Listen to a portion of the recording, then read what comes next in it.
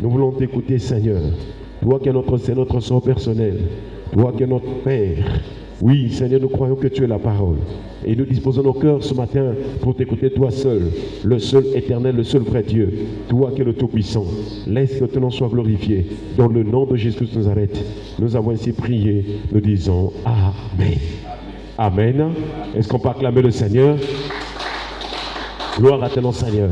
Nous sommes en train de voir donc un sous-thème intitulé « Sous le figuier ». Et déjà, nous avons abordé plusieurs sous-thèmes en ce qui concerne sous le figuier. D'où avons-nous tiré ce thème? Nous sommes dans Jean chapitre 1, verset 48 à 51. Et nous avons rappelé que c'était une rencontre. La rencontre d'abord de Philippe et Nathanaël. Et c'est Philippe qui a invité Nathanaël pour venir vers Jésus. Et il a dit à Nathanaël, viens et vois. Alléluia. Parce que Jésus venait de Nazareth. Et donc, Philippe l'a invité, alors ils se sont rencontrés avec Jésus. Et quand Nathanaël se rencontre avec Jésus, alors Jésus commence à lui parler des choses de sa vie. Comme ce jour-là aussi, Jésus, pendant qu'il échangeait, pendant qu'il parlait avec la femme samaritaine, cette femme a su que lui, il était un prophète. Mais pour Nathanaël, nous bénissons le Seigneur, parce que Nathanaël n'a pas considéré Jésus comme seulement le prophète, mais il a beaucoup plus considéré Jésus comme le Fils de Dieu, c'est-à-dire Dieu. Et il appelait Jésus Rabbi. Est-ce qu'on peut acclamer le Seigneur? Chers frères et sœurs, et donc Jésus dit à Nathanaël, avant que Philippe ne t'appelle, avant que Philippe t'appelle, quand tu étais sous le figuier, je t'ai vu. Quand tu étais sous le figuier. Et donc nous sommes en train de voir ce que c'est que le figuier dans la Bible, chers frères et sœurs. La première signification du figuier, c'est sur celle-ci que nous sommes encore. Nous sommes remontés à l'Ancien Testament dans le jardin d'Éden. Et là, dans la vie d'Adam et Ève, nous voyons une mention faite sur le figuier. Toujours dans Genèse chapitre 3, le verset 7, il est écrit « Les yeux de l'un et de l'autre s'ouvrirent. Ils connurent qu'ils étaient nus, et ayant cousu des feuilles de figuier, ils s'en firent des ceintures. » Est-ce qu'on peut acclamer le Seigneur? Chers frères et sœurs, et nous voyons que Adam et Ève sont tombés dans le péché. Et après avoir tombé le péché, ils voulaient couvrir leur nudité. Ils voulaient trouver des raisons, ils voulaient trouver des moyens pour couvrir leur péché devant la face de Dieu. Mais quand même, le péché les a éloignés de Dieu. Nous rappelons toujours que le péché éloigne de Dieu. Le péché vraiment empêche que Dieu porte vraiment ses regards sur toi ou t'accorde encore des faveurs et des grâces. Voilà pourquoi quand on pêche, la première des choses c'est de revenir, c'est de se repentir, c'est d'avouer ses transgressions, c'est de demander pardon à Dieu, c'est de regretter ses péchés, c'est de reconnaître qu'on a fait mal. Malheureusement, beaucoup de chrétiens, beaucoup de gens, même quand ils pêchent, au lieu de demander pardon, au lieu de revenir à Dieu, ils continuent encore à trouver des raisons, ils continuent encore à raisonner, ils continuent encore dans le péché. Quelquefois, ils vont jusqu'à vouloir communiquer le péché aux autres. Chers frères et sœurs, je vous en supplie, c'est le temps vraiment de tourner totalement ton cœur au Seigneur. Et le péché ne peut pas te permettre d'aller au ciel. Au contraire, le péché conduit ton cœur sur la voie de la perdition. Voilà pourquoi, chers frères et sœurs, s'il y a quelque chose pour laquelle tu dois lutter, c'est le péché. Est-ce qu'on peut acclamer le Seigneur? Ne regarde pas aux autres, ne critique pas les autres, n'accuse pas les autres comme Adam et Ève. Lorsque tu as commencé à poser la question, pour l'homme, il dit c'est la femme que tu as mise à mes côtés, c'est elle qui m'a donné du fruit et j'en ai mangé. Et quand on pose la question à Ève, elle aussi, elle accuse le serpent. Non, lorsqu'on a péché, chers frères et sœurs, ce qu'il a fait, c'est de reconnaître, pour dire oui Seigneur, j'avoue mes transgressions, comme avait fait le psalmiste David, je crois, oui, aussi le psaume 32, le psaume 51, il dit selon ta grande miséricorde, efface mes transgressions. Il savait qu'il avait péché, mais ce qui était essentiel, ce qui était important, c'est de chercher à être délivré, c'est de chercher à être purifié de ce péché-là. Est-ce qu'on peut acclamer le Seigneur? Est-ce que nous prenons le temps pour prier Dieu, pour dire Seigneur j'ai péché? Vous savez que la journée est longue. Quand nous nous réveillons le matin, pour commencer le matin jusqu'au même en fin d'après-midi, il y a beaucoup de tentations. Il y a toutes sortes de séductions qui se présentent devant nous. Je vous assure, toutes sortes de démons, toutes sortes de vices du malin qui travaillent pour vouloir pousser les autres à pécher. Et nous savons que le péché c'est la transgression de la loi. Et transgresser veut dire c'est agir contre Dieu. Quand nous péchons, nous agissons agissons contre Dieu, parce que Dieu est la justice, Dieu nous a conduits, nous a montré le chemin de la droiture et de la justice. Et quand tu fais le contraire de ce que Dieu a dit, tu es en train d'agir contre Dieu. Tu es en train de te rebeller contre Dieu. Voilà ce que c'est que le péché. Et Adam et Ève, Dieu avait dit que vous pouvez manger de tous les arbres du jardin. Mais quant à l'arbre qui est au milieu du jardin, vous n'en mangerez point.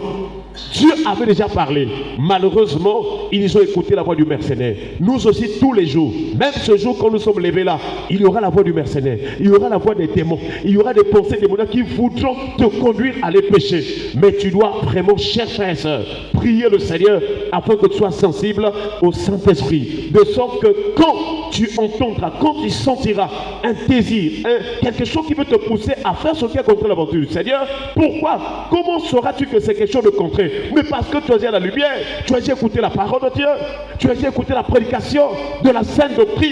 Et quand tu es tenté, tu n'es plus une personne qui est peut-être novice ou quelqu'un qui ne connaît rien, mais tu sais que telle chose c'est péché parce que tu as déjà reçu la parole de la vérité. Alléluia.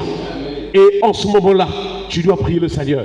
Peut-être que tu n'auras pas la force de résister en ce sens-là. À l'instant tu sens le désir d'aller pécher, alors il faut demander pardon au Seigneur. Il faut appeler Dieu au secours, car ce Dieu-là est un secours qui ne manque point au temps de la détresse. Est-ce qu'on peut acclamer le Seigneur? Que le Seigneur nous donne un cœur qui renonce au péché, qui se loin du péché au nom de Jésus. Chers frères et sœurs, les temps sont finis et beaucoup de gens se jouent encore. Ils pensent qu'ils sont habitués avec Dieu. Ils pensent que Dieu pardonnera toujours. Oui, la miséricorde de Dieu est vraiment durera toujours. Mais cela ne voudrait pas dire que nous puissions persévérer volontairement dans le péché.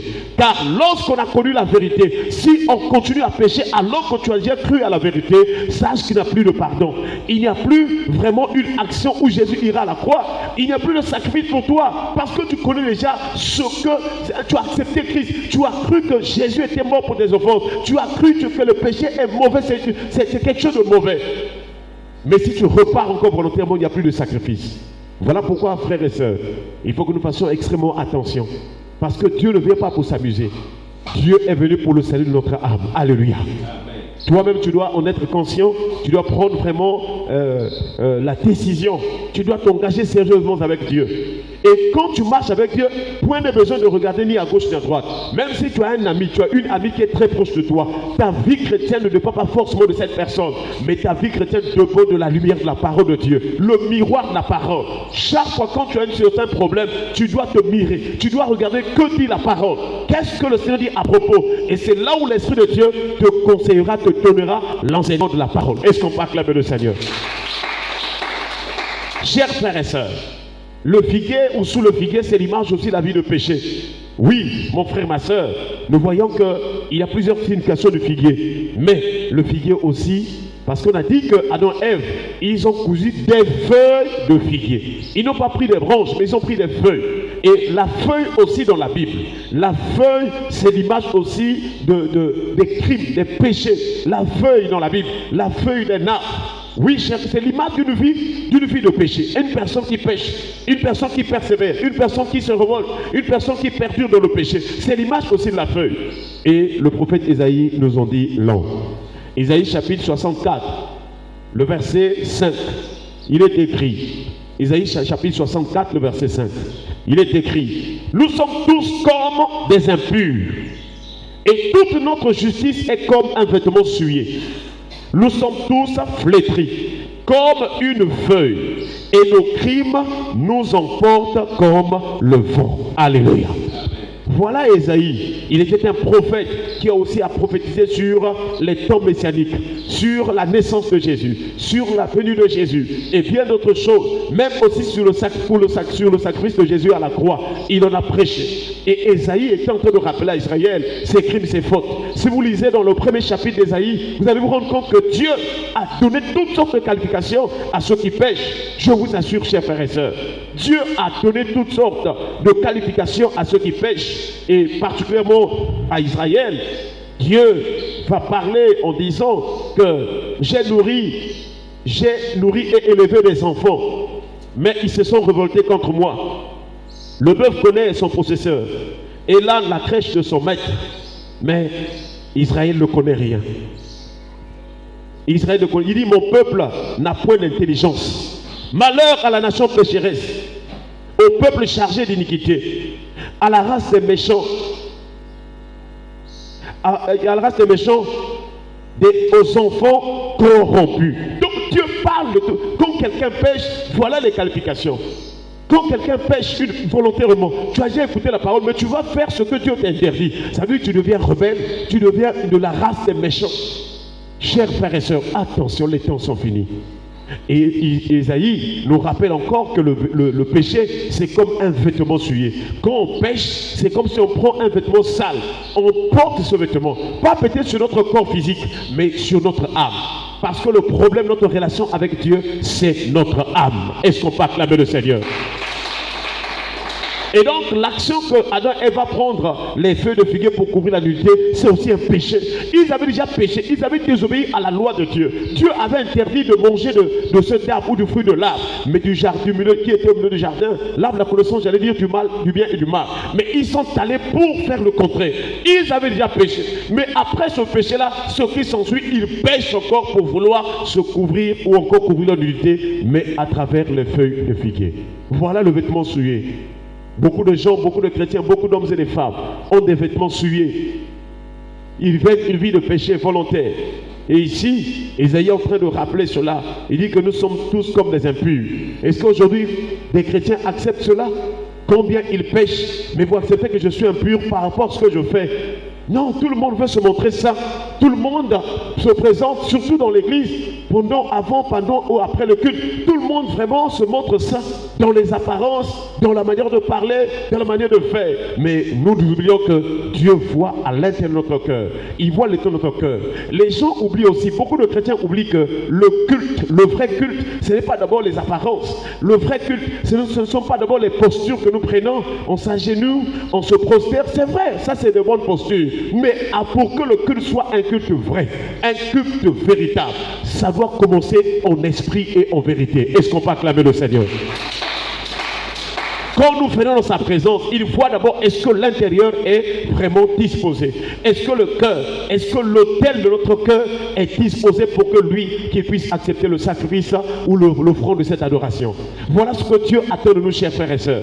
Et c'est pourquoi, quand tu as péché, sache que tu es rentré dans l'impureté. Or, Dieu ne nous a pas appelés à l'impureté, il nous a appelés à la sainteté. Alléluia. Il nous a appelés à la sanctification. Nous devons aspirer, nous devons tous les jours prier que Dieu nous aide à nous sanctifier, à aimer les choses saintes, les choses mises à part pour Dieu, à suivre et à faire ce qui est de Dieu. Je vous assure, Dieu est saint. Tu ne peux pas marcher avec lui si tu vis volontairement dans le péché.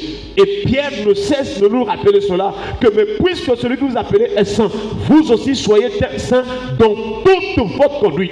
Il n'a pas dit en partie. Il n'a pas dit que sois seulement saint dans le langage et que tes mains pêchent, tes pieds pêchent. Non. Il n'a pas dit sois seulement saint dans ta manière de s'habiller, mais que ton corps pêche. Non. Soyez saint dans toute votre conduite. Tout ce qui constitue ta conduite, ton caractère, ton comportement doit se sanctifier. Et dans la sanctification, nous montrons aussi que nous craignons Dieu. Est-ce qu'on peut acclamer le Seigneur? La Bible déclare, craignez l'Éternel, vous c'est saints, car rien ne manque à ceux qui le craignent. Chers frères et sœurs, la crainte de Dieu, c'est la haine du mal. La crainte de Dieu, c'est s'éloigner du mal. Oui, l'intelligence, c'est s'éloigner du mal. La crainte de Dieu, c'est craindre. Quand tu es tenté, il y a l'occasion de pécher, mais tu vas dire non, ça je ne peux pas faire. Dieu me voit. Et aussi, par rapport à mon alliance avec Dieu, ça, il ne m'est pas permis de toucher, il ne m'est pas permis de faire telle chose. Je veux trahir l'alliance avec Dieu. Remarquez Joseph qui était vraiment devant une femme. Ils étaient qu'à deux. Mais c'était une occasion de tomber avec cette femme qui d'ailleurs lui a proposé de faire ces choses vraiment impures. Mais Joseph a dit, je ne peux pas commettre un aussi grand mal, un aussi grand péché devant mon Seigneur. Alléluia. Est-ce que quand des occasions de péché arrivent, est-ce que toi aussi tu peux dire non? Chers frères et sœurs, nous ne sommes plus obligés de pécher parce que la loi de vie, la loi de l'esprit de vie en Jésus-Christ nous a affranchis. Il ne faut plus donner des raisons. Quand tu tombes, c'est que ton cœur a aimé, a désiré. Oui, chers frères et sœurs. Et c'est comme ça que Isaïe, un prophète aussi vraiment puissant, il dit que nous sommes tous des impurs. Ne crois jamais que tu es le plus saint. Ne crois jamais que tu es le plus important que les autres. Ne crois jamais que tu es le plus des autres. Non, reconnais ton péché. Et quand tu demandes pardon au Seigneur, ne retourne plus. Ne fais pas comme des religieux, tu demandes pardon aujourd'hui, demain, même quand tu finis de demander pardon, après tu repars encore dans le même péché. Non, chers frères et sœurs, les temps sont finis. Si Jésus ne vient pas aujourd'hui, la mort aussi peut arriver, chers frères et sœurs. Et nous voyons donc, Isaïe le prophète nous rappelle en disant que nous sommes tous comme des impurs. Et toute notre justice est comme un vêtement souillé. C'est-à-dire là où nous disons que nous faisons du bien, mais comme nous pratiquons le péché, même le bien que tu es en train de faire là devient souillé. Oui, chers frères et sœurs. C'est-à-dire, ce que nous croyons être juste, c'est injuste devant Dieu. Parce que nous pratiquons ce qui est injuste à travers le péché. Et donc cette injustice, cette souillure commence à influencer tout ce que nous faisons. Voilà pourquoi, chers frères et sœurs, notre prière est qu'il ramène notre cœur, que le Seigneur ramène notre cœur à pratiquer la véritable justice de Dieu, à faire ce qui est juste et droit devant les yeux du Seigneur. Et ensuite, il dit, nous sommes tous flétris. Nous sommes tous flétris comme une feuille. Nous avons déjà rappelé que le péché flétrit tout. Lorsqu'on pêche, même là où il y avait l'abondance, tu commences à reculer, tu commences à regresser, tu commences à perdre. Parce que le péché vient pour tout flétrir. Le péché vient pour flétrir ta santé. Là où tu étais en bonne santé, si tu pêches, le péché vient pour flétrir, pour détruire ta santé. Là où tu avais l'argent, si tu pêches volontairement, après avoir reçu la connaissance de la vérité, le péché vient pour détruire. Parce que le péché ouvre la porte à toutes sortes d'esprits impurs pour venir te ravager. Or, nous savons que le voleur, quand il arrive, il ne vient pas pour s'amuser. Il vient pour voler, égorger et détruire. Mais la porte, le moyen qui donne accès au voleur, à Satan, à ses démons, c'est le péché. Est-ce qu'on peut acclamer le Seigneur? Et pour terminer, il dit, et tous nos crimes nous emportent comme le vent. C'est-à-dire le péché nous emporte maintenant comme le vent. Ça nous emporte, c'est-à-dire que nous devenons légers. On n'a plus de poids, on n'a plus vraiment le support. Et nous sommes emportés comme le vent. Chers frères et sœurs, en le mouvement du vent, on ne peut pas, ça peut être ballotté. Et c'est comme ça que beaucoup de gens sont errants encore. Alors que Jésus est venu tout accomplir à la croix pour que nous soyons stables, que nous soyons bâtis sur le roc. Notre prière, chers frères et sœurs, c'est de demander au Seigneur de nous pardonner. Toutes les fois que nous avons vraiment été dans l'impureté, toutes les fois que nous pratiquons ce qui est impur, je pense qu'il faut prendre du temps dans la prière et même les jeûnes pour demander pardon au Seigneur pour tous nos péchés, pour toutes nos iniquités. Que Dieu nous donne la force de haïr le mal. Que Dieu nous donne la force de s'éloigner du péché sous toutes ses formes. Oui, chers frères et sœurs, car les temps sont finis. Jésus revient bientôt. Je t'en supplie, mon frère, ma sœur. C'est le temps de mettre de l'ordre dans ta vie. Tu dois suivre ce que la parole dit et non pas ce que les hommes disent. Si Dieu interdit quelque chose, tu dois obéir. Tu ne dois pas mener ta vie selon ce que les hommes disent. Et c'est ce que Paul a dit. Si je plaisais encore aux hommes, je ne serais pas serviteur de Christ. Chers frères et sœurs, que Dieu nous pardonne pour tous les crimes, pour tous les péchés que nous avons commis. Que Dieu nous délivre, qu'il enlève en nous ce vêtement souillé, comme il en a montré dans la vision de Zacharie. Oui, chers frères et sœurs, le sacrificateur avait des vêtements sales et l'ange était à ses côtés, mais aussi Satan était en train de l'accuser, jusqu'à ce que le Seigneur dise vraiment à ceux qui étaient là, chers frères et sœurs, ôtez-lui les vêtements sales. Est-ce qu'on peut acclamer le Seigneur? Et il dit, revêtez-lui d'habits de fête.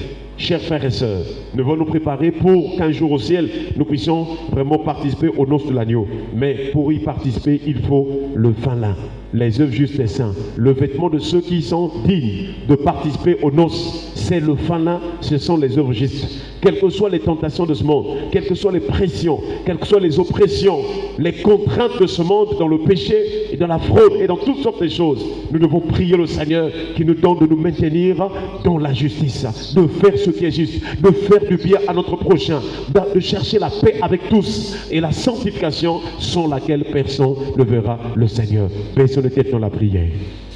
Nous allons remercier le Seigneur pour sa parole et nous allons prier le Seigneur au nom de Jésus. Seigneur, ta parole nous a encore réveillés ce matin. Ta parole nous a encore bénis ce matin.